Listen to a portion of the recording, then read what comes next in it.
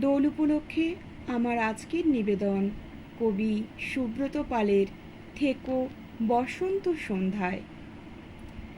যদি বসন্ত পলাশ খোঁজে, খুঁজুক, তুমি খুঁজো না। রাঙামাটির পথে হাঁটতে ইচ্ছা করলে হেঁটো না, শুধু আমাকে খোঁজো। আমি তো দুরন্ত ফাল্গুন গোটা গায়ে মেখে তোমার জন্য বসে আছি, মনে মনে মাদল বাজাচ্ছি আর গোধূলির রং দেখছি দিগন্তে। যদি বসন্ত তোমাকে ডাকে, ডাকুক, তুমি যেও না। আঙুল ছুঁতে ইচ্ছা করলে ছুঁয়ো না, কথা বলো না, শুধু আমাকে ছুঁয়ো। আমি তো পাতায় পাতায় লুকিয়ে রেখেছি সব ঢেউ, দ্বীপ, দ্বীপপুঞ্জ। গহন অরণ্য হয়েছি, কুয়াশায় সেজেছি কখনো। তবু যদি বসন্ত আসে তোমার কৃষ্ণচূড়ার ডালে আর কোকিল ডাকে, তবে অপেক্ষা করো, আমি আবির নিয়ে আসছি, থেকো। নিজেকে দেখাতে গিয়ে শুধু তোমাকেই দেখছি এই বসন্ত সন্ধ্যায়। সমস্ত আড়াল, অভিমান, সমস্ত সীমারেখা উপেক্ষা করে আজ তোমারই সামনে এসেছি।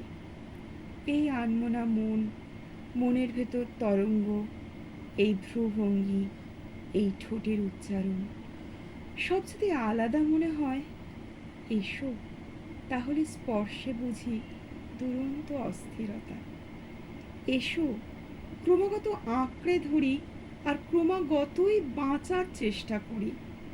হে আমার কাঙ্ক্ষিত প্রেম, আগে তো বলনি কখনো ভালোবাসায় এত কষ্ট থাকে, এত আলোড়ন, এত নিঃসঙ্গতা।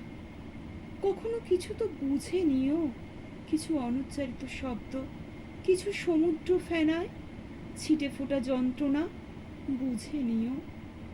আজ পূর্ণিমা নাকি অমাবস্যা, আকাশে চাঁদ আছে কি নেই কিচ্ছু জানি না আমি, শুধু বসন্ত জানি আর জানি তোমাকে।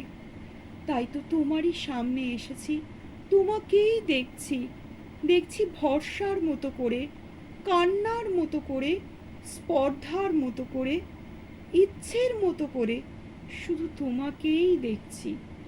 অথচ আমি নিজেকেই দেখাতে এসেছিলাম এই বসন্ত সন্ধ্যায়।